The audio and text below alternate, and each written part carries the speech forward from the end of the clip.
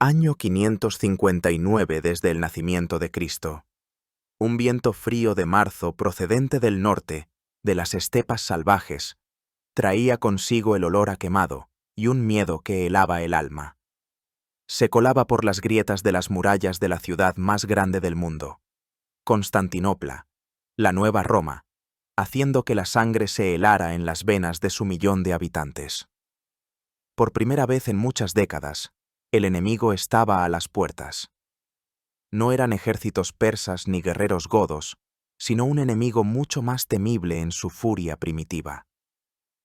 Las hordas salvajes de los cutriguros, nómadas del Danubio, habían roto todas las líneas defensivas y ahora, como una plaga de langostas, devastaban los florecientes suburbios, matando, saqueando y quemando todo a su paso. En el gran palacio imperial reinaba el pánico. El emperador Justiniano, que ya superaba los 70 años, un anciano que hacía mucho tiempo había cambiado el campo de batalla por la celda de un teólogo y el despacho de un legislador, estaba desconcertado. El ejército regular, la flor de las fuerzas imperiales, se encontraba lejos, en Italia, en Hispania, en las fronteras orientales. La capital estaba indefensa. La puerta de oro, por la que antaño entraban los triunfadores, ahora estaba cerrada a cal y canto, y en las murallas solo había unos pocos destacamentos de la guardia palaciega que no conocían la verdadera batalla. Multitudes de ciudadanos corrían por las calles, asediando los templos, suplicando a Dios por un milagro. Y entonces, en la hora de mayor necesidad, cuando parecía que el destino de la ciudad estaba sellado, por las calles corrió un susurro que se convirtió en un rumor, y luego en un clamor único y ensordecedor. Un solo nombre estaba en boca de todos, de senadores y mercaderes, de artesanos y estibadores del puerto. Un nombre que se había convertido en leyenda, un nombre que no se pronunciaba en la corte desde hacía muchos años, cubierto por el polvo del olvido y la sombra del desfavor imperial. Belisario. En su modesta finca en las afueras de la capital vivía un anciano. Tenía casi 60 años, una vejez profunda para un guerrero de aquella época. Su cuerpo estaba cubierto de cicatrices, recuerdos de decenas de batallas desde los desiertos de Mesopotamia hasta los nevados pasos alpinos. Su fortuna había sido confiscada hacía mucho tiempo, sus mejores guerreros, licenciados.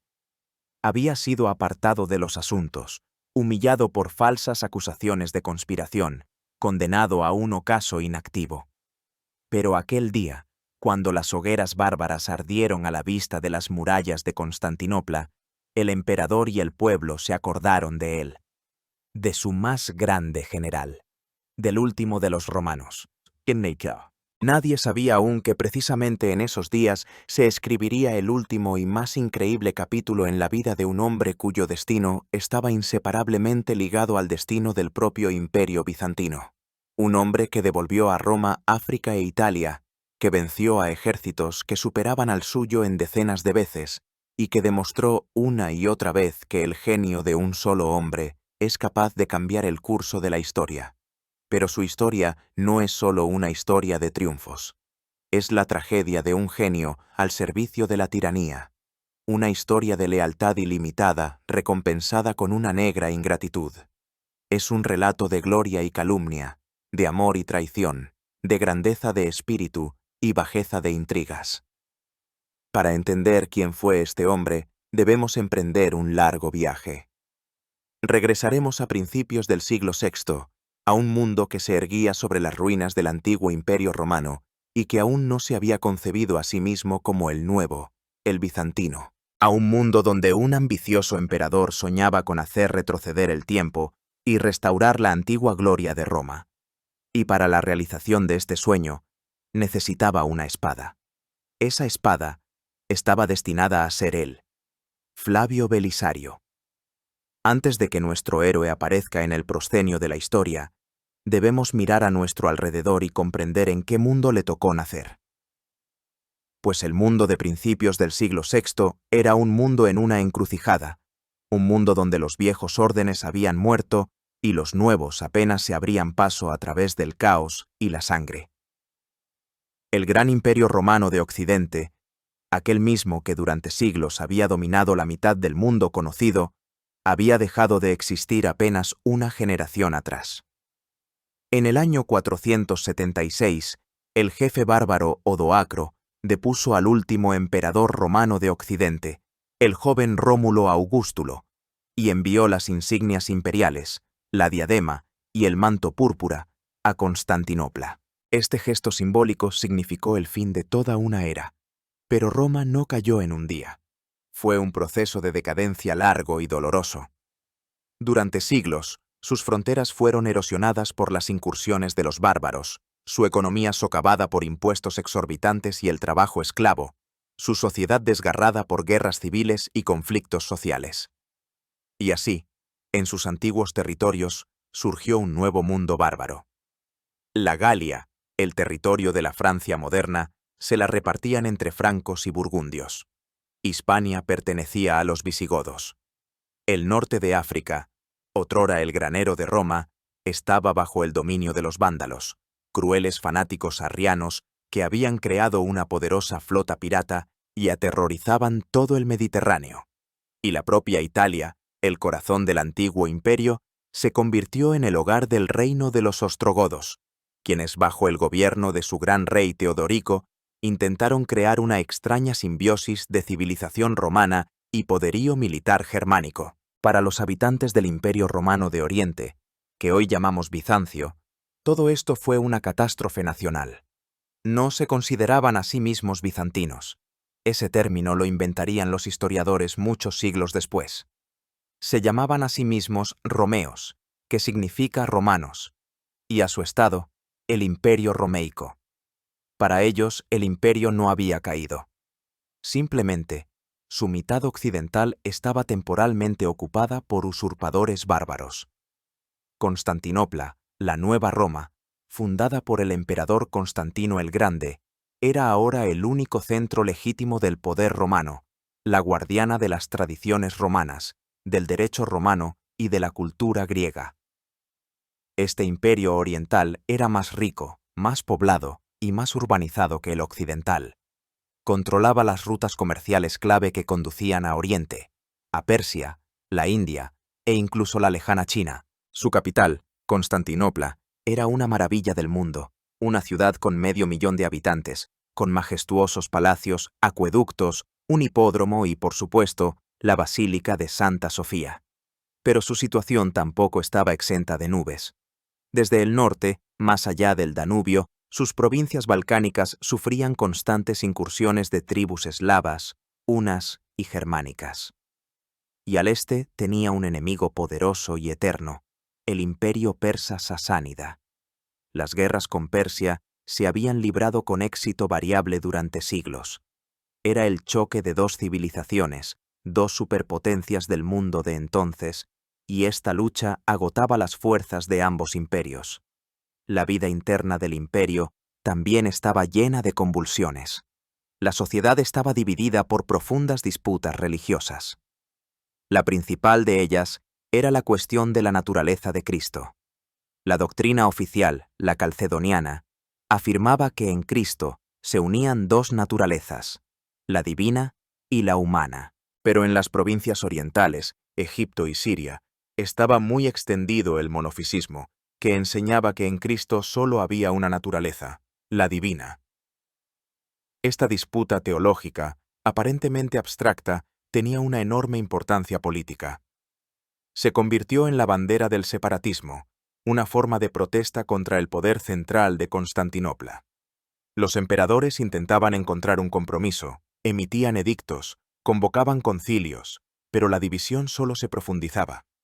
Fue en este mundo complejo, turbulento, lleno de peligros y oportunidades, alrededor del año 500, en una aldea desconocida llamada Germania, situada en Tracia o Iliria, en el territorio de los Balcanes modernos, donde nació un niño al que se le dio el nombre Tracio de Belisario. Su familia, probablemente, pertenecía a la nobleza local, quizás de raíces romanas o griegas, pero ya muy romanizada. Creció en la frontera, en una región constantemente sometida a las incursiones de los bárbaros. Desde niño no vio el lujo de la capital, sino la dura vida en la frontera. Aprendió a montar a caballo y a manejar las armas no para los torneos, sino para sobrevivir. Su lengua materna, muy probablemente, era una forma de latín vulgar, pero sin duda aprendió también el griego, la lengua del ejército y la administración. No sabemos nada de su infancia, pero podemos suponer que fue este entorno austero el que forjó su carácter. Era alto, bien formado, poseía una apariencia agradable que le granjeaba la simpatía de la gente. Pero detrás de esta apariencia se ocultaban una disciplina de hierro, una mente aguda y analítica y un innato sentido del tacto. No recibió una educación clásica, pero poseía una sabiduría natural y la habilidad de comprender a las personas. A diferencia de muchos generales, no era ni cruel ni codicioso.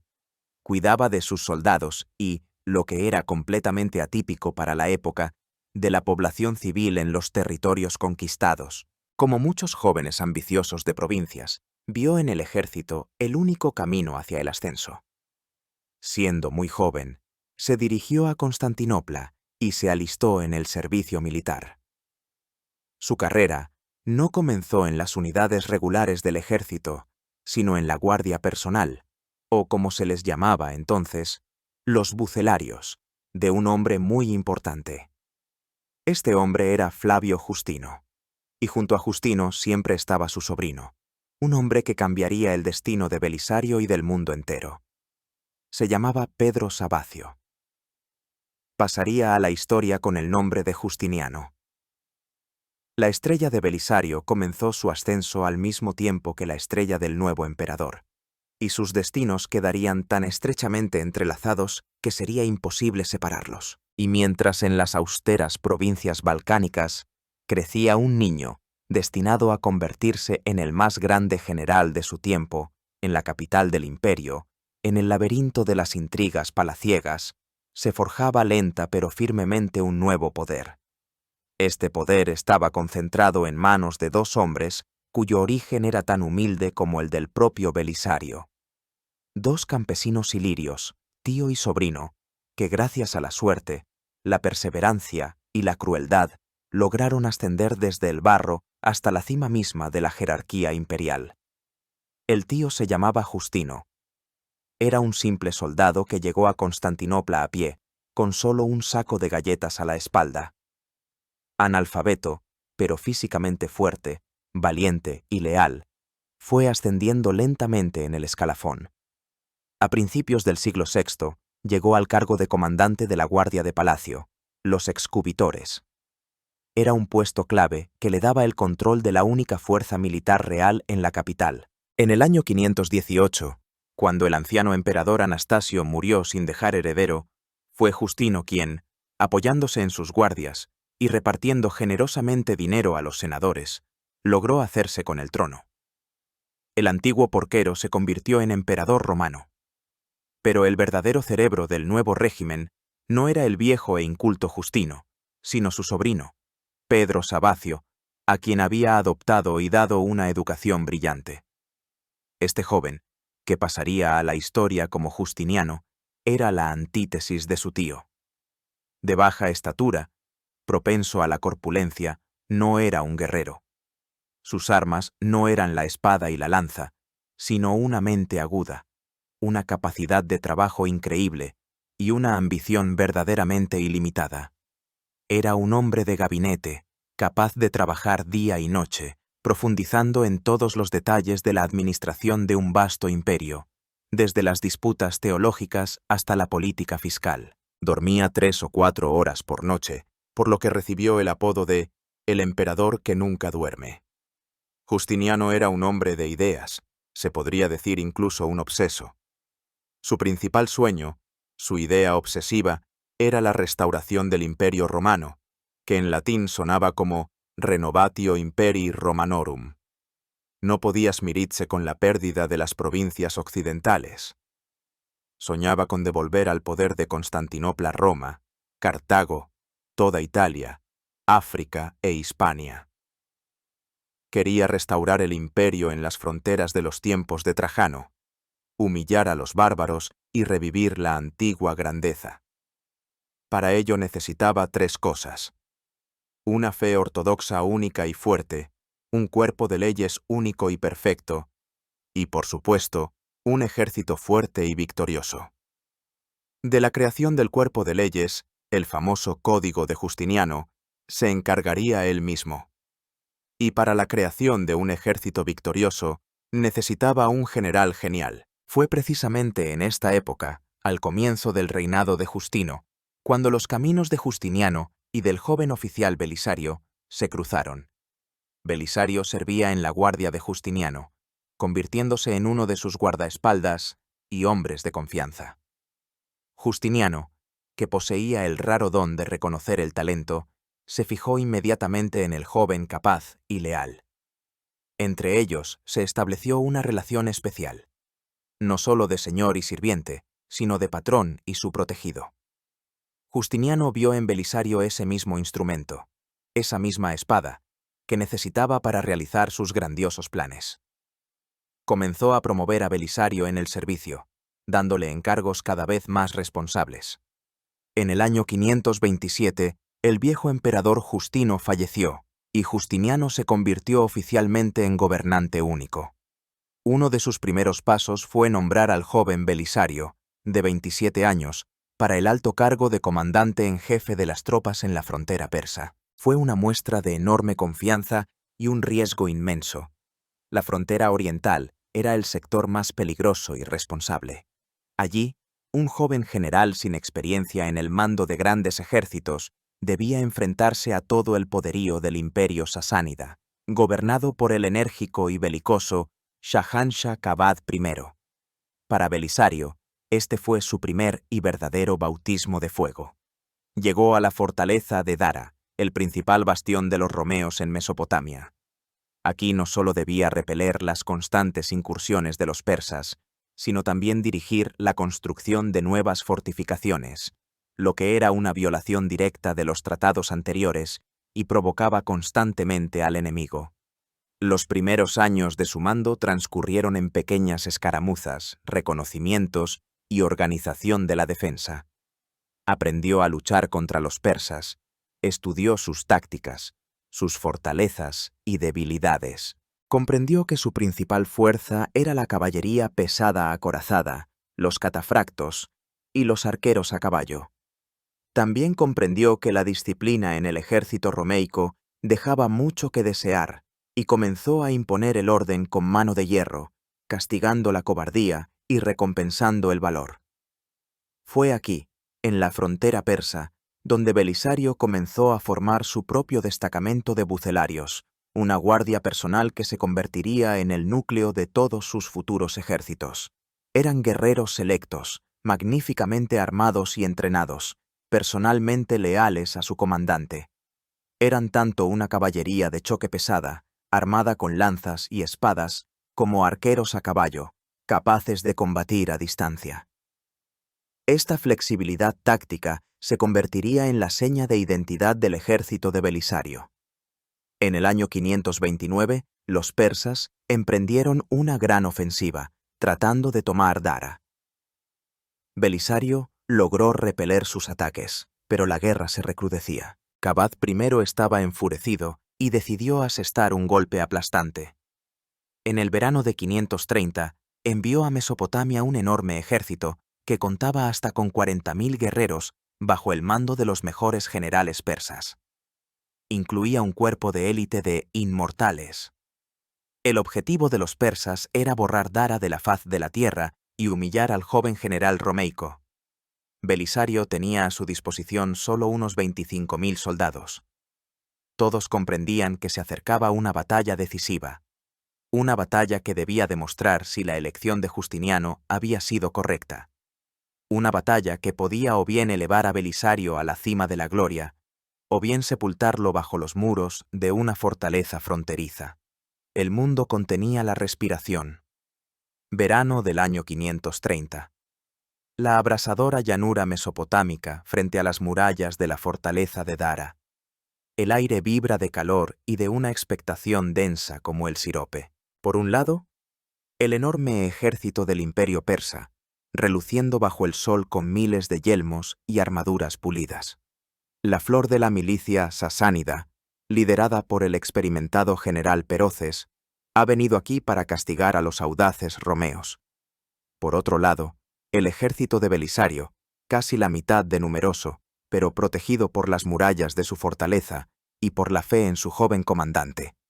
Peroces estaba seguro de la victoria. Envió a Belisario un mensaje arrogante, en el que le pedía que le preparara un baño, pues al día siguiente pensaba almorzar en Dara. La respuesta de Belisario fue serena y llena de dignidad. Dijo que esperaban, con la ayuda de Dios, defender sus fronteras. Pero detrás de esta calma aparente se ocultaba un febril trabajo mental. Belisario comprendía perfectamente que en campo abierto, en un choque frontal clásico, su ejército sería barrido por las fuerzas superiores de la caballería pesada persa. Necesitaba algo extraordinario, necesitaba obligar al enemigo a jugar según sus reglas. Y encontró una solución que pasaría para siempre a los anales de la historia militar. No se quedó tras las murallas, condenándose a un asedio pasivo. Pero tampoco salió a campo abierto. En su lugar, ordenó a sus soldados que cavaran frente a las posiciones del ejército un complejo sistema de trincheras. No era un simple foso, era una genial trampa táctica. La trinchera principal corría paralela al frente, protegiendo su centro, compuesto por infantería. Pero en los extremos se curvaba hacia adelante, formando dos alas. Y entre la trinchera central y estas alas se dejaron amplios pasajes. En las propias alas, y también detrás de ellas, Belisario escondió a sus mejores tropas, destacamentos de caballería pesada y mercenarios unos de élite, armados con arcos. El plan era simple y genial. Belisario previó que los persas, al ver la débil infantería romeica frente a ellos, lanzarían su fuerza principal, la caballería pesada, al ataque por los flancos, intentando rodear la trinchera central. Pero, al irrumpir en los pasajes, se encontrarían en un saco, bajo el fuego cruzado de los arqueros de las trincheras laterales, y serían atacados por el flanco y la retaguardia por la caballería romeica, escondida tras los parapetos. Convirtió el campo de batalla en un tablero de ajedrez, donde cada pieza tenía su propósito, y las trincheras eran una trampa tendida para la reina enemiga. El primer día de la batalla transcurrió en un reconocimiento de combate. Los persas sondearon las defensas romeicas, pero no se atrevieron a una batalla general. Hubo varios duelos entre campeones de ambos bandos, en los que la victoria fue para los romeos, lo que elevó la moral del ejército de Belisario. Al segundo día, Peroces, habiendo recibido refuerzos, decidió iniciar una ofensiva a gran escala. Dividió su ejército en dos líneas. La primera oleada atacó el flanco izquierdo romeico. El combate fue encarnizado. Los persas, a pesar del fuego de los arqueros, comenzaron a presionar a los bizantinos. Pero en el momento decisivo, Belisario lanzó a su reserva un destacamento de unos masagetas que atacaron a los persas por el flanco. El ataque se estancó y los persas se retiraron. Después del calor del mediodía, Peroces lanzó todas sus fuerzas al combate. Como había previsto Belisario, el golpe principal se dirigió a ambos flancos simultáneamente. En el flanco izquierdo de los romeos se desató un combate tenaz. Pero el verdadero drama se desarrolló en el flanco derecho. Aquí Peroces lanzó a su cuerpo de élite de inmortales. Su embestida fue terrible. La caballería romeica no pudo resistir y comenzó a retirarse. Parecía que la batalla estaba perdida. Los persas, triunfantes, se lanzaron en persecución de los fugitivos. Y en ese momento, la trampa se cerró. Persiguiendo a los que se retiraban, los inmortales pasaron de largo junto a las trincheras camufladas y expusieron su retaguardia y su flanco al ataque de los destacamentos ocultos de hunos y érulos. Al mismo tiempo, la caballería romeica en retirada, obedeciendo la señal de Belisario, dio media vuelta y contraatacó. El cuerpo de élite persa se vio rodeado. Lo que había sido un avance triunfal se convirtió en una carnicería sangrienta.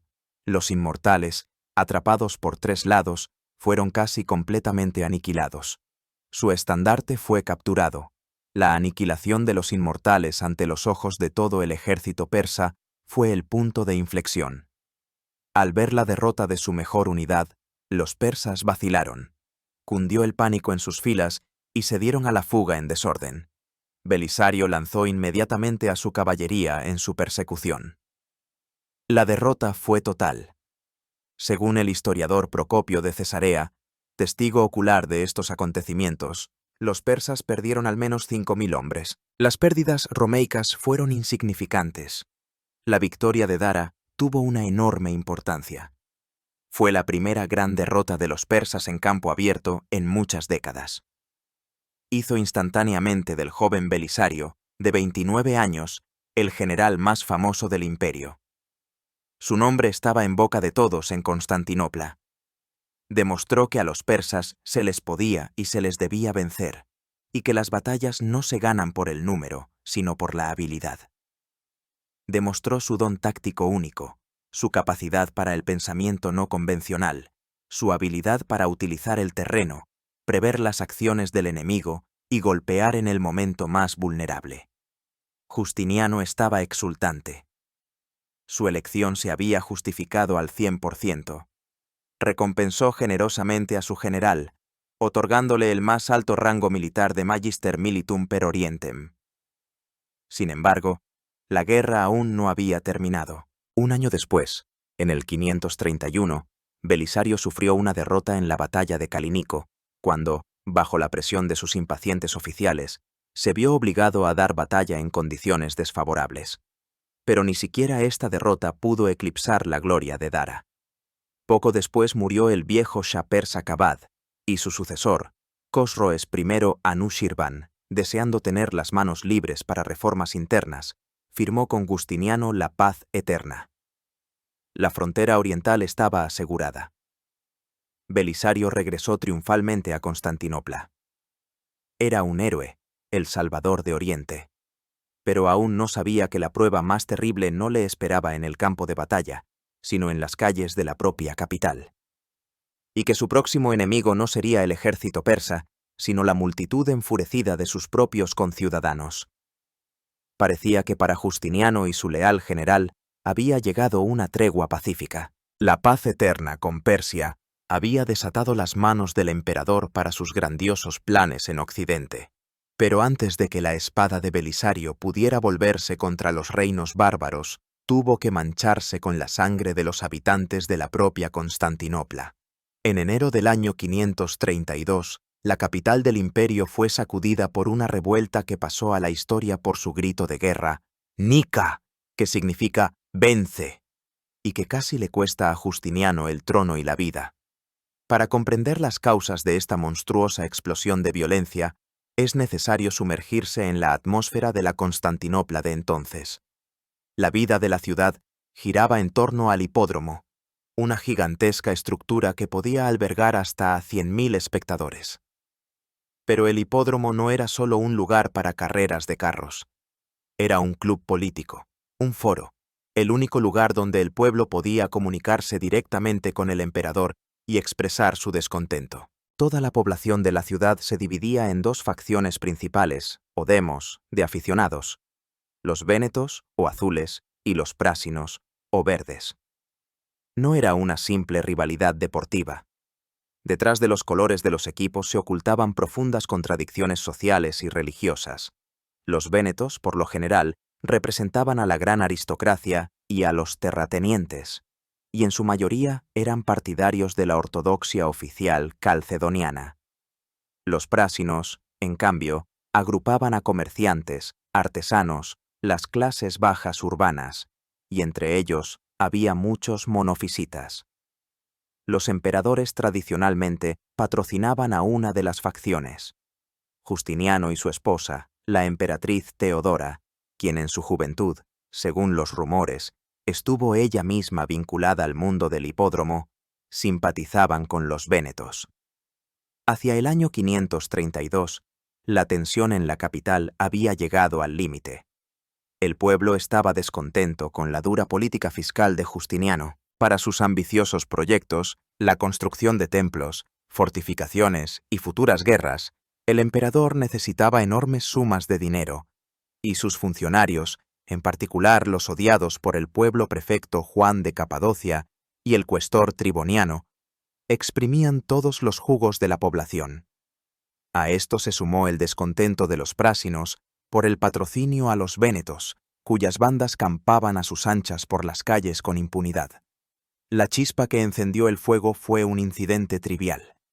El prefecto de la ciudad arrestó a varios miembros de ambas facciones, acusados de asesinatos durante peleas callejeras. 2 de ellos, un véneto y un prásino, fueron condenados a muerte. Pero durante la horca, la cuerda se rompió y los condenados quedaron con vida. La multitud vio en esto una señal divina. Unos monjes refugiaron a los salvados en una iglesia cercana. El 13 de enero, durante las siguientes carreras en el hipódromo, delegaciones de ambas facciones se dirigieron a Justiniano pidiendo el indulto. El emperador, no queriendo mostrar debilidad, guardó silencio. Y entonces ocurrió lo impensable. Las facciones rivales se unieron. Desde las gradas del hipódromo resonó un grito único y ensordecedor, que se convirtió en el lema de la revuelta. ¡Nica! ¡Nica! La multitud salió del hipódromo a las calles. Comenzó un motín que rápidamente se convirtió en una revuelta a gran escala. Durante 5 días, Constantinopla estuvo en poder de los rebeldes. Los edificios gubernamentales fueron incendiados, incluida la primera versión de la Basílica de Santa Sofía. Las prisiones fueron asaltadas, los prisioneros liberados. La multitud saqueó las casas de los funcionarios odiados. Justiniano se encontró atrapado en su gran palacio, habiendo perdido prácticamente el control de la capital. Los rebeldes presentaron demandas políticas, la destitución de Juan de Capadocia y Triboniano y, finalmente, la deposición del propio Justiniano. Incluso proclamaron un nuevo emperador, Hipatio, sobrino del difunto emperador Anastasio. La situación de Justiniano parecía desesperada. Su guardia era escasa y sus generales estaban desconcertados. Al 5.º día de la revuelta, convocó un consejo de emergencia en el palacio. La mayoría de los generales y dignatarios aconsejaron huir. Los barcos ya estaban listos en el puerto, el camino a la salvación estaba abierto. Justiniano, quebrado y desesperado, ya estaba a punto de aceptar. Y en este momento decisivo, cuando la historia podría haber tomado un rumbo completamente diferente, tomó la palabra una mujer, la emperatriz Teodora. Antigua actriz, cortesana, una mujer con un pasado escandaloso, poseía una voluntad inquebrantable y un corazón de león. Se plantó frente a los hombres desconcertados y pronunció un discurso que lo cambió todo. Dijo que, aunque la salvación estuviera solo en la huida, ella no huiría. Quienes habían llevado la corona no debían sobrevivir a su pérdida. No vería el día en que dejaran de llamarla emperatriz. Le propuso al soberano que se salvara si quería. Tenía dinero, los barcos estaban listos, el mar estaba abierto. En cuanto a ella, se quedaría, pues le gustaba el antiguo dicho de que la púrpura imperial es un hermoso sudario. Estas palabras, pronunciadas con una calma gélida, tuvieron el efecto de un trueno. Avergonzaron a los hombres y les infundieron una nueva determinación. Justiniano recuperó el ánimo. Se decidió sofocar la revuelta por la fuerza. La ejecución de esta sangrienta orden fue encomendada a 2 hombres, Belisario y otro general, Mundo, que comandaba un destacamento de mercenarios érulos. El plan era simple y cruel. Mientras Justiniano distraía a la multitud congregada en el hipódromo para la coronación de su nuevo emperador Hipatio, fingiendo estar dispuesto a hacer concesiones, las tropas de Belisario y Mundo rodearon el hipódromo. A una señal, irrumpieron por 2 entradas opuestas, bloqueando todas las salidas. Comenzó la masacre. La multitud desarmada, atrapada en una trampa de piedra, no tuvo ninguna oportunidad. Los soldados, enfurecidos por días de humillación y miedo, masacraron a todos sin distinción, hombres, mujeres, ancianos. La sangre corría a raudales por las gradas de mármol. Al anochecer, todo había terminado. Según las estimaciones de Procopio de Cesarea, ese día murieron en el hipódromo más de 30.000 personas. La revuelta de Nica fue ahogada en sangre. El emperador proclamado, Hipatio, y su hermano fueron capturados y ejecutados al día siguiente. Justiniano se mantuvo en el trono, pero esta victoria fue comprada a un precio terrible. La ciudad yacía en ruinas. Miles de sus habitantes estaban muertos. Sin embargo, al sofocar la revuelta, Justiniano fortaleció su poder como nunca antes. Se deshizo de la oposición y tuvo la oportunidad de reconstruir la capital, haciéndola aún más magnífica. Para Belisario, este episodio fue una prueba más de su absoluta lealtad. Cumplió sin dudar la cruel orden, salvando el trono para su emperador.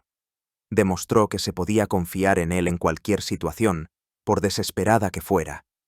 Ahora, con los enemigos internos aniquilados, Justiniano podía finalmente volver su mirada hacia los enemigos externos. La espada de Belisario había sido templada en el fuego de la guerra persa y bañada en la sangre del motín de la capital. Estaba lista para las grandes conquistas. El primer objetivo elegido fue el reino de los vándalos en el norte de África. Comenzaba la gran reconquista. Los incendios de la revuelta de Nica aún no se habían enfriado, y Justiniano ya comenzaba los preparativos para su primera gran campaña de conquista. Su mirada se dirigió al sur, a través del Mediterráneo, hacia las tierras que una vez fueron una de las provincias más ricas de Roma. El norte de África. Durante casi 100 años, estas tierras habían estado bajo el dominio de los vándalos, una tribu germánica que en el siglo V había conquistado este territorio y fundado su propio reino con capital en la antigua Cartago. Los vándalos eran una fuerza temible. Habían creado una poderosa flota que les permitía dominar el Mediterráneo occidental. Sus incursiones piratas sembraban el terror en las costas de Italia, Sicilia y Grecia. En el año 455, incluso capturaron y saquearon la propia Roma. Pero lo que los hacía especialmente odiosos a los ojos de Constantinopla era su religión. Los vándalos eran fervientes arrianos que consideraban herejes a los cristianos ortodoxos nicenos. Perseguían cruelmente a la población romano-africana local, les arrebataban sus tierras y destruían sus iglesias. Para Justiniano, que se consideraba el protector de la ortodoxia, esta era otra razón de peso para la guerra. El pretexto conveniente para la invasión se presentó en el año 530. El moderado rey vándalo Hilderico, que mantenía relaciones amistosas con Constantinopla, fue derrocado por su primo Gelimer, quien reanudó las persecuciones contra los ortodoxos. Justiniano envió inmediatamente embajadores exigiendo la restauración de Hilderico en el trono. Gelimer se negó arrogantemente. La guerra era inevitable. Sin embargo, el plan de Justiniano encontró una feroz oposición en la corte. Todos recordaban la catástrofe del año 468, cuando una enorme flota enviada contra los vándalos fue completamente destruida. Ministros y generales señalaron el enorme riesgo y los colosales gastos. Una operación anfibia, a través de todo el Mediterráneo contra un enemigo que poseía una fuerte flota, parecía una aventura suicida. Pero Justiniano, apoyado por uno de los obispos influyentes, que declaró haber tenido una visión que prometía la ayuda divina, mostró una voluntad inquebrantable. El mando de la expedición fue asignado, por supuesto, a Belisario. Se le proporcionaron fuerzas sorprendentemente modestas, un ejército de solo unos 15.000 hombres, compuesto por 10.000 infantes y 5.000 jinetes. El núcleo de este ejército eran sus bucelarios personales. La flota para transportar a esta fuerza contaba con más de 500 barcos de transporte y 92 barcos de guerra, los dromones. En el verano del año 533, la armada zarpó de Constantinopla. El propio Justiniano y toda la ciudad despidieron a la flota, rezando por el éxito de la arriesgada empresa. Belisario, recordando las catástrofes pasadas, impuso una disciplina de hierro en la flota, Desarrolló un complejo sistema de señales para que los barcos no se perdieran en el mar. El viaje fue largo y difícil, pero el destino favoreció a los romeos. En el momento más crucial, Gelimer cometió dos errores fatales. En primer lugar, envió su flota y sus mejores tropas a Cerdeña para sofocar una rebelión allí. En segundo lugar, no estableció ninguna vigilancia en la costa africana, convencido de que los bizantinos nunca se atreverían a atacar. Como resultado, a principios de septiembre de 533, Belisario desembarcó sin oposición con su ejército en la costa africana, lejos de Cartago. Inmediatamente emitió una orden estrictísima que prohibía saquear y maltratar a la población local. No venía como un conquistador, sino como un libertador, y esta sabia jugada dio sus frutos. Los romano-africanos recibieron a su ejército con alegría, suministrándole alimentos e información. Gelimer, al enterarse del desembarco, se enfureció. Reunió apresuradamente las tropas que le quedaban y elaboró un plan para atraer a Belisario a una trampa.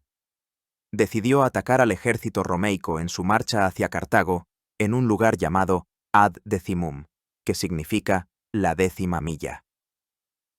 El plan era astuto. Un destacamento debía atacar a los bizantinos de frente, otro por el flanco y un tercero, bajo el mando del propio Gelimer, por la retaguardia. El 13 de septiembre de 533 tuvo lugar la batalla de Ad Decimum, y aquí de nuevo se manifestó el genio táctico de Belisario, así como la suerte ciega. Su reconocimiento funcionó a la perfección. Se enteró a tiempo de la aproximación del enemigo y tuvo tiempo de prepararse. La batalla se convirtió en una serie de escaramuzas dispersas. La vanguardia de Belisario derrotó al destacamento frontal de los vándalos. Sus mercenarios hunos aniquilaron al destacamento del flanco. Pero las fuerzas principales de Gelimer, al atacar por la retaguardia, arrollaron a la retaguardia romeica. Parecía que se había producido un punto de inflexión. Pero entonces Gelimer, al ver entre los caídos el cuerpo de su amado hermano, se desesperó. En lugar de aprovechar el éxito, detuvo el avance y se entregó al duelo, ocupándose del entierro. Este retraso salvó a Belisario. Tuvo tiempo de reunir a sus fuerzas dispersas, reagruparse y lanzar un contraataque aplastante contra los desorganizados vándalos.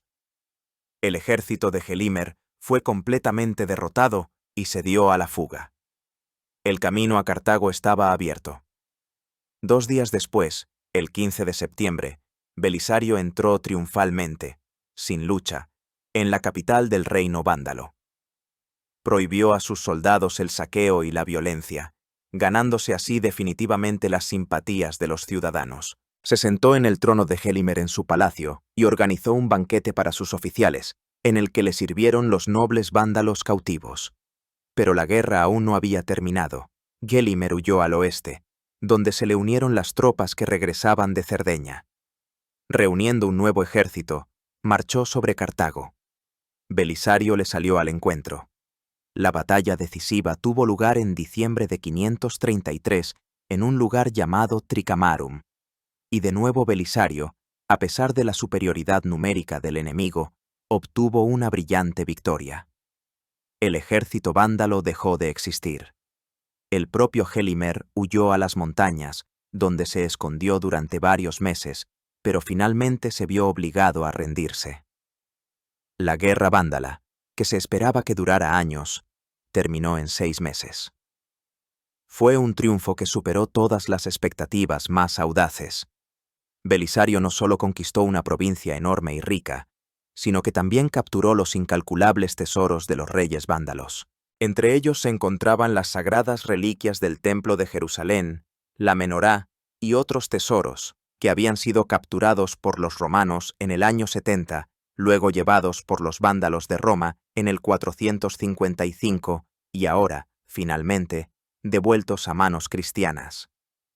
En la primavera de 534, Belisario regresó a Constantinopla. Se le concedió un honor que ningún general había recibido desde los tiempos de la República Romana. Se le otorgó un triunfo en toda regla. Encadenado delante de su carro iba el rey cautivo Gelimer. Detrás de él llevaban los tesoros capturados. Toda la ciudad aclamaba, dando la bienvenida a su héroe. Justiniano había alcanzado el primer objetivo de su reconquista. África volvía a ser romana, pero por delante quedaba una tarea mucho más compleja y sangrienta. Por delante estaba Italia. El triunfal regreso de Belisario de África tuvo un efecto abrumador. Todo el imperio estaba sumido en la euforia. Parecía que la edad de oro había vuelto y que no había fuerza capaz de oponerse a los ejércitos de Justiniano. Envalentonado por el éxito, el emperador comenzó de inmediato los preparativos para el siguiente paso, aún más ambicioso: la recuperación de Italia y de la propia Roma, la capital eterna, la cuna del imperio. El reino de los ostrogodos en Italia era el más poderoso de todos los estados bárbaros. Fundado por el gran Teodorico, representaba una simbiosis única de la aristocracia militar goda y el sistema administrativo romano. Los godos eran los gobernantes, pero la vida cotidiana, las leyes, la cultura, seguían siendo romanas. Sin embargo, tras la muerte de Teodorico en el año 526, en el reino comenzaron las disputas internas. Su hija, la reina regente Amalasunta, intentó llevar a cabo una política pro-bizantina, pero fue derrocada y asesinada por su primo Teodato. El asesinato de una aliada de Roma dio a Justiniano el pretexto ideal para intervenir. En el año 535, Belisario, al frente de un ejército aún más pequeño que el que conquistó África, de solo unos 7.500 guerreros, fue enviado a Italia. El plan de Justiniano preveía un ataque desde dos flancos. Belisario debía atacar desde el sur, tomando Sicilia, y otro general, Mundo, desde el norte, invadiendo Dalmacia. El comienzo de la campaña fue brillante. Belisario, con facilidad y prácticamente sin resistencia, ocupó toda Sicilia. La población local, como en África, lo veía como un libertador de los bárbaros arrianos. El último día del año 535, entró triunfalmente en Siracusa. Luego cruzó a la península itálica. El primer obstáculo serio en su camino fue la ciudad de Nápoles, que opuso una feroz resistencia. Después de un asedio largo y difícil, Belisario logró tomar la ciudad por astucia, introduciendo a sus guerreros por un acueducto abandonado. La caída de Nápoles y la pasividad del rey Teodato provocaron la indignación de la nobleza goda. Depusieron y mataron a Teodato, eligiendo como nuevo rey a su mejor general, Vítiges. Este era un adversario mucho más serio, un guerrero enérgico y valiente. Mientras Vítiges reunía en el norte de Italia un enorme ejército, Belisario, sin perder tiempo, marchó sobre Roma. El 9 de diciembre de 536, a través de la puerta asinaria, dejada sin vigilancia, el ejército de Belisario entró en la ciudad eterna. La guarnición goda, no queriendo luchar, abandonó Roma por otra puerta. Por primera vez en 60 años, sobre Roma ondeaba de nuevo la bandera del imperio. Para Justiniano, fue una victoria ideológica grandiosa. Pero Belisario, un general experimentado, comprendía que la verdadera guerra apenas comenzaba. Su diminuto ejército, que ahora no contaba con más de 5.000 hombres, se encontraba atrapado en una ciudad enorme con una muralla de muchos kilómetros, y sabía que pronto llegaría allí todo el ejército godo. Y no se equivocó. En marzo de 537, el rey Vítiges trajo bajo los muros de Roma un ejército que, según las estimaciones de Procopio, ascendía a 150.000 guerreros. Incluso si estas cifras son exageradas, los godos superaban las fuerzas de Belisario al menos 20 o 30 veces. Comenzó uno de los asedios más épicos e increíbles de la historia mundial. Duró 1 año y 9 días. Fue la lucha de un león atrapado en una jaula contra una manada de lobos. Belisario demostró prodigios de genio ingenieril y táctico. Fortificó las antiguas murallas de Aureliano, colocó en ellas máquinas de lanzamiento, balistas y onagros. Tapió parte de las puertas y cavó fosos de lobo frente a las demás. Cuando los godos lanzaron el primer asalto general, Él dirigió personalmente la defensa. Aparecía en los sectores más peligrosos, inspirando a sus guerreros. En un momento, cuando los godos intentaron incendiar una puerta, ordenó a sus bucelarios que realizaran una audaz salida y atacaran al enemigo por el flanco, poniéndolo en fuga. El asedio se convirtió en una guerra de desgaste. Belisario hostigaba constantemente a los godos con repentinas salidas de caballería. Comprendió que el ejército godo, compuesto principalmente por infantería y caballería pesada, era torpe. Sus destacamentos ligeros y móviles de arqueros a caballo podían asestar golpes y retirarse rápidamente, agotando al adversario. Convirtió la defensa en una ofensiva activa. Pero el principal enemigo se convirtió en el hambre. Los godos cortaron los 11 acueductos que abastecían de agua a Roma. La vida en la ciudad se paralizó, las fuentes se secaron, los molinos se detuvieron. Comenzó el hambre, y tras ella, las enfermedades. La población de Roma, que al principio había acogido a Belisario, comenzó a murmurar. Exigían o bien una batalla general, o bien la rendición de la ciudad. Belisario demostró no solo talento militar, sino también político. Logró calmar a los ciudadanos, prometiendo una pronta ayuda del emperador. Y la ayuda llegaba, en efecto, pero en pequeños destacamentos que con dificultad se abrían paso a través de los cordones godos. El asedio continuaba mes tras mes. Los godos también sufrían enfermedades y escasez de alimentos en su enorme campamento. Finalmente, en marzo de 538, después de un año de intentos infructuosos y habiendo perdido la mayor parte de su ejército en combates y epidemias, Vitiges se vio obligado a levantar el asedio y retirarse al norte, a su capital, Rávena. Belisario había logrado lo imposible. Había defendido Roma con un puñado de soldados contra un enorme ejército. Esta defensa se convirtió en la cima de su arte militar. Inmediatamente pasó a la contraofensiva, tomando una ciudad tras otra. Parecía que la victoria estaba cerca. Pero en ese momento llegaron a Italia nuevas tropas imperiales bajo el mando de otro general, el eunuco Narsés. Y junto con los refuerzos, llegó al ejército la división.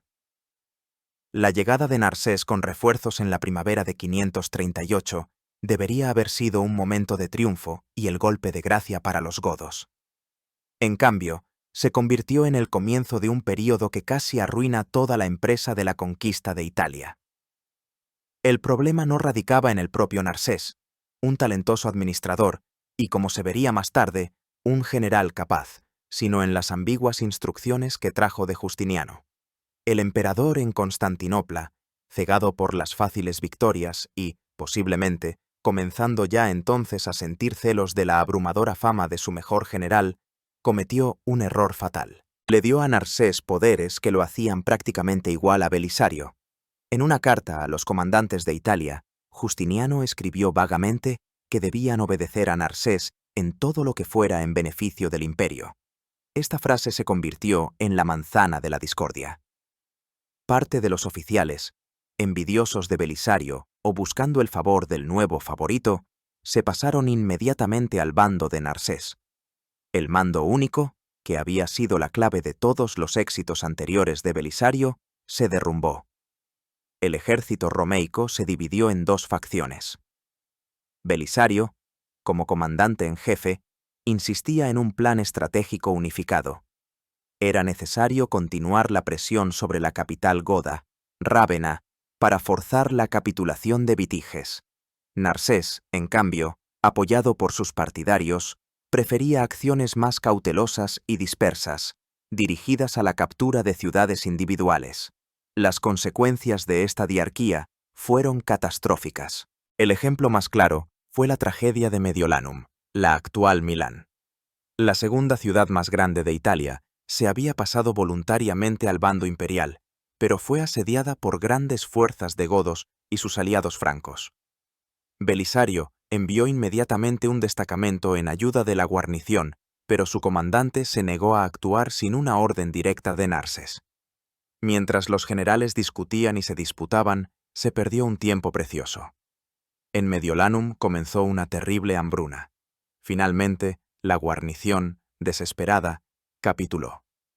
Godos y francos llevaron a cabo una masacre monstruosa en la ciudad, matando, según algunas fuentes, a toda la población masculina y vendiendo a las mujeres como esclavas.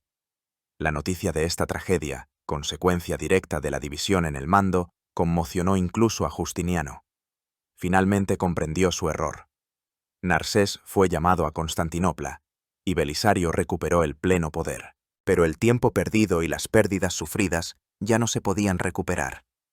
A pesar de todas las dificultades, Belisario continuó estrechando metódicamente el cerco alrededor de Rávena. Esta capital goda era prácticamente inexpugnable. Situada entre pantanos y lagunas, estaba protegida no tanto por sus murallas como por el agua. El asedio podría haberse prolongado durante años. Pero Belisario encontró otro camino. Estableció un eficaz bloqueo naval, cortando el suministro de alimentos a la ciudad. Mientras tanto, en las fronteras orientales del imperio volvían a acumularse nubes. El Shah persa Cosroes, viendo que las mejores tropas romeicas estaban empantanadas en Italia, decidió que la paz eterna ya no le interesaba y comenzó a prepararse para una nueva guerra. Justiniano necesitaba urgentemente terminar la campaña italiana y devolver a Belisario a Oriente. Entabló negociaciones con los godos. El emperador ofreció a Vitiges condiciones sorprendentemente generosas. Los godos conservarían las tierras al norte del río Po y la mitad del tesoro real. Pero entonces ocurrió algo inesperado. Los aristócratas godos, admirados por el genio militar y la nobleza de Belisario, perdieron toda confianza en su rey Vitiges. Enviaron en secreto embajadores a Belisario con una propuesta increíble. Estaban dispuestos a rendir Rávena y a reconocerlo como su gobernante, como emperador de Occidente. Para Belisario, este fue el momento de la verdad, la mayor tentación de su vida. Ante él yacía la corona del Imperio Romano de Occidente. Podía aceptarla y convertirse en el fundador de una nueva dinastía, independiente de los caprichosos y envidiosos designios de Justiniano. Un hombre que no solo conquistó Italia para otro, sino que la revivió para sí mismo. Muchos en su lugar no habrían dudado ni un segundo. Pero Belisario era un hombre de otra pasta. Su lealtad a Justiniano, su emperador y patrón, era absoluta, casi irracional. Sin embargo, también era un genio táctico no solo en el campo de batalla, sino también en la diplomacia. Comprendió que podía utilizar esta oferta para alcanzar su objetivo. Fingió aceptar la propuesta de los godos. Les dio su juramento de que no les haría daño.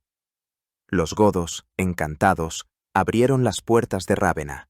En mayo de 540, Belisario entró sin lucha en la inexpugnable capital goda. Y tan pronto como la ciudad estuvo en sus manos, anunció que había actuado en nombre del emperador Justiniano y que nunca había pensado en la traición. Capturó al rey Vitiges, a su esposa, a toda la nobleza goda y el tesoro real. Cumplió su juramento. Ningún godo resultó herido, pero los había engañado, utilizando su confianza. Los godos quedaron atónitos y se sintieron traicionados. Este acto, aunque trajo una rápida victoria, tendría graves consecuencias a largo plazo, sembrando las semillas de la desconfianza hacia el poder imperial. La campaña italiana parecía haber concluido victoriosamente. Belisario regresaba por segunda vez a Constantinopla con un rey cautivo y tesoros incalculables. Pero esta vez no le esperaba un triunfo. Los rumores sobre la corona que le habían ofrecido llegaron a la capital antes que él, y en la mente suspicaz de Justiniano cayeron en tierra fértil. En lugar de honores, a Belisario le esperaban una fría recepción, la envidia y un nuevo y más peligroso destino. Lo enviaban a la guerra contra los persas, pero esta vez el emperador no le daría ni un ejército adecuado ni dinero. La prueba de la ingratitud apenas comenzaba. El regreso de Belisario de Italia, en el año 540, fue sorprendentemente diferente de su triunfo africano. Esta vez no hubo procesión triunfal ni aclamaciones populares. Justiniano recibió a su más grande general con frialdad y contención. La envidia y la sospecha como una hiedra venenosa, ya se habían enroscado en el corazón del emperador. No podía perdonar a Belisario la popularidad de la que gozaba en el ejército y entre el pueblo, y sobre todo, el hecho de que a él, un simple general, se le hubiera ofrecido la corona imperial. Justiniano ya no confiaba en él. No veía en él a un siervo leal, sino a un rival potencial. Sin embargo, la amenaza exterior era demasiado seria como para permitirse el lujo de mantener a tal general en desgracia. En ese mismo año, 540, el Shahanshah persa Cosroes I Anushirvan, rompiendo la paz eterna, invadió Siria. No fue un simple conflicto fronterizo, fue una invasión a gran escala, liderada por uno de los más grandes monarcas de la historia de Persia. Cosroes no solo era un talentoso general, sino también un sabio reformador, un mecenas de las ciencias y las artes, un hombre de gran inteligencia y energía. Comenzó una guerra de dos titanes, Justiniano y Cosroes, y Belisario se encontró en medio de ellos. La invasión persa fue rápida y devastadora. Cosroes capturó y saqueó varias ciudades romeicas, y luego se acercó a la capital del Oriente Romano, la Gran Antioquía. La ciudad fue tomada por asalto y sometida a una destrucción total. Fue una catástrofe comparable al saqueo de Roma por los vándalos. El imperio estaba conmocionado. Fue en este momento crítico cuando Justiniano se vio obligado a recurrir de nuevo a Belisario. Fue nombrado de nuevo comandante en jefe de las tropas de Oriente y enviado a salvar la situación. Pero esta vez las condiciones eran diferentes. No se le dio ni un gran ejército ni dinero. Justiniano, al parecer, limitaba deliberadamente sus recursos, temiendo darle demasiado poder. Belisario tuvo que reunir un ejército a duras penas, con las guarniciones de fortalezas dispersas y destacamentos de mercenarios. En el año 541, Belisario comenzó su campaña contra Cosroes. Sin fuerzas para una batalla general, aplicó su táctica favorita de guerra asimétrica. Mientras Cosroes asediaba otra fortaleza en Mesopotamia, Belisario, realizando una audaz maniobra de flanqueo, invadió la propia Persia, amenazando sus provincias centrales. Cosroes se vio obligado a levantar el asedio y regresar apresuradamente para proteger su propio territorio. Belisario no entabló combate con él, sino que se retiró de forma organizada. No obtuvo una victoria sonada, pero alcanzó el objetivo principal. Frustró la ofensiva persa y expulsó al enemigo de las tierras imperiales, pagando por ello un precio mínimo en sangre. Sin embargo, fue en este período cuando su vida personal fue sometida a la prueba más dura, que casi le cuesta la carrera y la razón. Y la figura central de este drama fue su esposa, Antonina. Antonina era una mujer extraordinaria, hija de una auriga del hipódromo, al igual que su íntima amiga la emperatriz Teodora, tenía un pasado turbulento. Era mayor que Belisario, tenía hijos de relaciones anteriores, pero poseía una mente aguda, una voluntad de hierro y una crueldad absoluta. Era una fiel sirvienta y agente de Teodora, y su amistad le otorgaba una enorme influencia en la corte. Belisario, según el testimonio de Procopio, estaba locamente enamorado de su esposa y se encontraba bajo su fuerte influencia. Durante la campaña persa, Antonina acompañó a su marido. Y aquí, en el campamento militar, estalló el escándalo. Antonina inició una relación amorosa con su hijo adoptivo, un joven llamado Teodosio. Todo el campamento sabía de esta relación, excepto una persona, el propio Belisario. Cuando finalmente le abrieron los ojos, su reacción fue terrible. Se enfureció, ordenó arrestar y torturar a Teodosio. Pero Antonina, sin perder la compostura, recurrió inmediatamente a la ayuda de su todopoderosa protectora. Teodora intervino. Por orden suya, las personas que habían delatado a la esposa de Belisario fueron capturadas, torturadas y ejecutadas. El propio Teodosio fue escondido en el palacio, y sobre Belisario se abatió toda la ira de la emperatriz. En el año 542, en el imperio estalló otra catástrofe, mucho más terrible, la peste de Justiniano. Fue la primera pandemia de peste bubónica de la historia, que devastó todo el mundo mediterráneo. En Constantinopla morían miles de personas al día. También enfermó el propio Justiniano. Cuando parecía que el emperador estaba al borde de la muerte, en el campamento militar de Oriente, los generales, incluido Belisario, comenzaron a discutir la cuestión de la sucesión. Acordaron que no permitirían que se eligiera un nuevo emperador en Constantinopla sin la participación del ejército. Justiniano sobrevivió, pero Teodora, que había gobernado durante su enfermedad, no olvidó estas conversaciones. Vio en ellas una conspiración. Belisario y otros generales fueron llamados inmediatamente a la capital. Fue acusado de traición. Antonina, deseando congraciarse con Teodora y vengarse de su marido por la humillación, actuó como principal acusadora. Belisario fue despojado de todos sus cargos, su guardia personal de bucelarios fue disuelta y su enorme fortuna confiscada. El más grande general del imperio cayó en total desgracia, humillado, calumniado por su propia esposa y despojado de todo.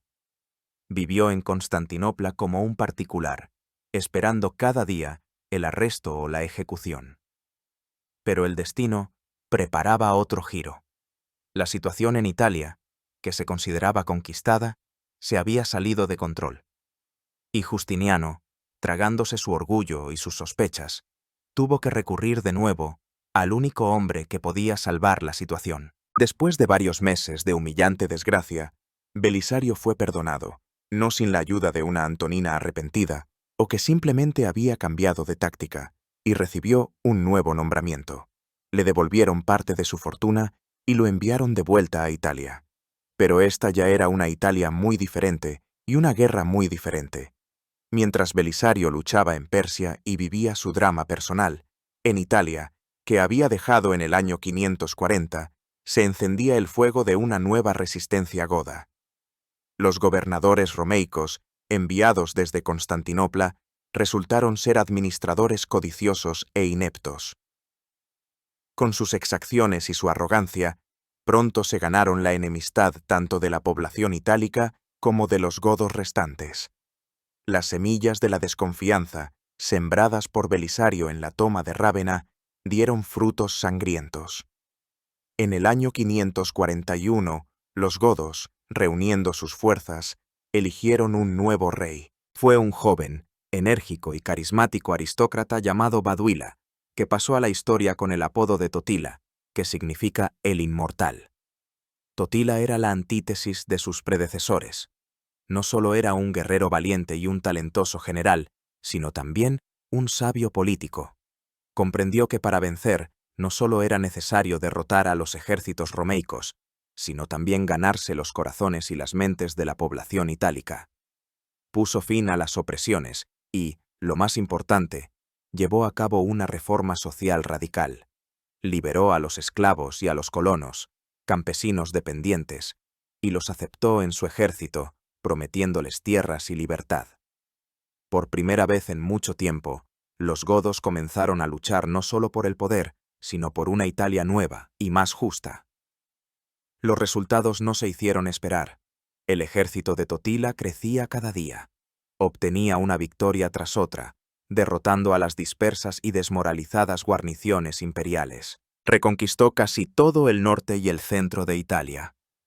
En el año 544, la situación se volvió tan crítica que Justiniano se vio obligado a enviar de nuevo allí a Belisario.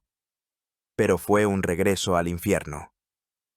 Belisario llegó a Italia prácticamente sin ejército y sin dinero. Justiniano, que seguía sin confiar en él y estaba ocupado con la guerra contra Persia, no le dio ningún recurso. A disposición de Belisario solo había unos 4.000 mercenarios reclutados apresuradamente en Tracia. El tesoro estaba vacío. Tuvo que contratar soldados y equipar barcos con sus propios fondos, que le habían sido devueltos.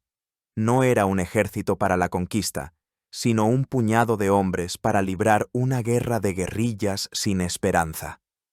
Los siguientes 5 años, desde el 544 hasta el 549, se convirtieron en el período más oscuro y humillante de la carrera militar de Belisario. Era una sombra de sí mismo. En lugar de brillantes victorias en campo abierto, asedios agotadores, pequeñas escaramuzas, intentos desesperados de mantener unas pocas fortalezas costeras. Vagaba por la costa, tratando de oponerse de alguna manera al inexorable avance de Totila. Escribía cartas desesperadas a Justiniano, suplicando que le enviara tropas y dinero, pero solo recibía promesas vagas. La culminación de esta tragedia fue la lucha por Roma. En el año 545, Totila asedió la ciudad eterna. Belisario, con base en el puerto de Ostia, en la desembocadura del Tíber, intentó desesperadamente romper el bloqueo godo y llevar alimentos a la ciudad. Cargó los barcos con grano y remontó el río. Pero debido a la falta de coordinación y a la traición de uno de sus comandantes, la operación fracasó. Roma estaba condenada. En diciembre de 546, tras un largo asedio, la ciudad, exhausta por el hambre, cayó. Los soldados isaurios de la guarnición, a quienes no se les había pagado el sueldo durante mucho tiempo, abrieron las puertas a Totila. Totila, enfurecido por la obstinada resistencia, al principio quiso destruir completamente Roma, convirtiéndola en un pastizal. Pero, ironías del destino, fue precisamente Belisario, su principal enemigo, quien lo disuadió de esta barbarie. En su famosa carta a Totila, Belisario apeló a su sentido de la historia, diciendo que la destrucción de Roma cubriría su nombre de eterna infamia, mientras que su preservación, de eterna gloria. Y Totila escuchó. Renunció a la destrucción, pero desalojó a todos los habitantes de la ciudad, dejándola durante varias semanas absolutamente vacía y desierta. Pero la lucha no terminó ahí. En la primavera de 547, tan pronto como Totila retiró sus fuerzas principales, Belisario realizó uno de los actos más audaces de su vida. Con una incursión repentina, recuperó la Roma despoblada y semiderruida. No tuvo tiempo de restaurar todas las murallas y reparó apresuradamente las brechas con lo que pudo. Totila, al enterarse de esto, regresó enfurecido y lanzó a su ejército al asalto. Pero Belisario, de nuevo en su elemento, la defensa de una ciudad, repelió todos los ataques. Fue su última gran victoria en Italia, pero no cambió nada en el plano estratégico. Seguía sentado en una ciudad en ruinas, rodeado de un país hostil, sin tropas y sin esperanza de refuerzos. Comprendía la futilidad de sus esfuerzos. En el año 548, completamente quebrado y desilusionado, pidió a Justiniano su relevo. El emperador accedió a su petición. En el año 549, Belisario abandonó Italia para siempre. Se marchaba derrotado. El país que una vez había conquistado tan brillantemente estaba prácticamente perdido por completo. Su segunda campaña italiana fue un fracaso total, pero la culpa no era suya, sino de quien se sentaba en el trono de Constantinopla, del emperador cuya envidia y avaricia anularon todas las victorias pasadas y condenaron a Italia a muchos años de caos sangriento. Belisario regresaba a casa para vivir el resto de sus días en paz, pero el destino le preparaba una última prueba. Al regresar de Italia, Belisario pasó los siguientes 12 años lejos de los campos de batalla. Vivió en Constantinopla como un particular, rodeado de honores, pero apartado de todo poder.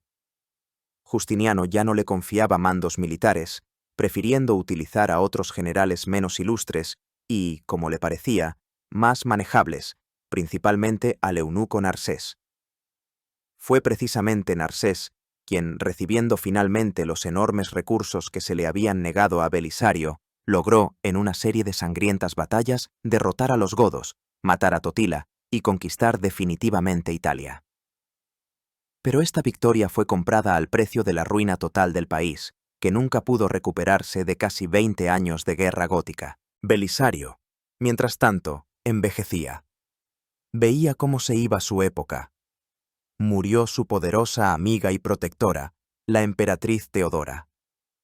Murió también el propio Justiniano, su emperador, a quien había servido toda su vida con una lealtad tan inquebrantable y, al parecer, ciega. Belisario los sobrevivió a todos, convirtiéndose en un monumento viviente de una era pasada. Pero la historia le había reservado un último capítulo. Fue entonces, en el año 559, cuando ocurrieron los sucesos con los que comenzamos nuestro relato. La invasión de las hordas salvajes de los cutriguros bajo el liderazgo del Khan Zabergán, el pánico en la capital, y el llamamiento desesperado al viejo y olvidado héroe. El emperador, que en aquel momento era el ya anciano Justino II, sobrino de Justiniano, sacó a Belisario de su retiro y le suplicó que salvara la ciudad. Y el viejo león, que tenía casi 60 años, no se negó. No podía negarse. No tenía un ejército a su disposición. Reunió a su alrededor a unos pocos cientos de sus veteranos bucelarios, ancianos como él, y también armó a unos 300 jóvenes ciudadanos de la milicia. Con este mísero puñado de hombres, se enfrentó a la horda de miles de bárbaros, y aquí, en su última batalla, volvió a demostrar su genio táctico, que no había decaído con los años. Comprendía que en un enfrentamiento abierto su destacamento sería barrido de inmediato. Recurrió a una artimaña militar. Tendió una emboscada en un desfiladero estrecho y boscoso por el que debían pasar los cutriguros. Escondió a parte de sus hombres a ambos lados del desfiladero. Cuando la vanguardia de la caballería bárbara entró en la trampa, Belisario ordenó a sus guerreros que hicieran el mayor ruido posible, que golpearan sus escudos, que gritaran, que tocaran las trompetas. Al mismo tiempo, lanzó sobre el enemigo una nube de flechas. El efecto fue sobrecogedor. Los cutriguros, sin ver el número del enemigo y atacados por los flancos en un espacio reducido, creyeron haber caído en una emboscada de un enorme ejército imperial. Cundió el pánico en sus filas. Los de delante comenzaron a retirarse en desorden, mezclándose con las filas traseras y creando una confusión total. El ataque fracasó. Belisario, aprovechando el momento, asestó un golpe corto pero furioso. Los bárbaros, tras sufrir pérdidas y completamente desmoralizados, se retiraron. La capital estaba a salvo. El pueblo de Constantinopla recibió a Belisario como un salvador, como un dios viviente. Su popularidad volvió a dispararse. Y esto, como antes, solo provocó envidia y recelo en la corte. El joven emperador, en lugar de recompensar al héroe, se asustó de su fama. Inmediatamente destituyó a Belisario del mando, disolvió su milicia y se atribuyó la victoria. Fue la última y más amarga gota de ingratitud. Pero sus pruebas no terminaron ahí. En el año 562 se descubrió una conspiración real contra el emperador, y alguno de los conspiradores, bajo tortura, calumnió a Belisario, nombrándolo su cómplice. Eso fue suficiente. El viejo general fue acusado de nuevo de traición. Fue puesto bajo arresto domiciliario, y sus bienes, una vez más, confiscados. Durante varios meses vivió en la humillación y la miseria. Solo medio año después, cuando su inocencia se hizo evidente, se le devolvió la libertad y sus bienes. Belisario murió en marzo del año 565, solo unos meses antes de la muerte de su eterno señor, Justiniano. Murió en su cama, en su casa, perdonado, pero olvidado. Y aquí termina la historia, y comienza la leyenda. Varios siglos después, en la Edad Media, nació la historia de que Justiniano no solo puso a Belisario bajo arresto, sino que ordenó cegarlo y confiscar todos sus bienes, y que el más grande general del imperio, el conquistador de África e Italia, pasó el resto de sus días sentado en el atrio de una iglesia, como un mendigo ciego, pidiendo limosna con las palabras: «Dad un óbolo a Belisario, a quien la virtud encumbró y la envidia derribó». Esta leyenda, casi con toda seguridad, no tiene nada que ver con la realidad. pero su increíble popularidad dice mucho. Se convirtió en un símbolo, la quinta esencia de toda su vida.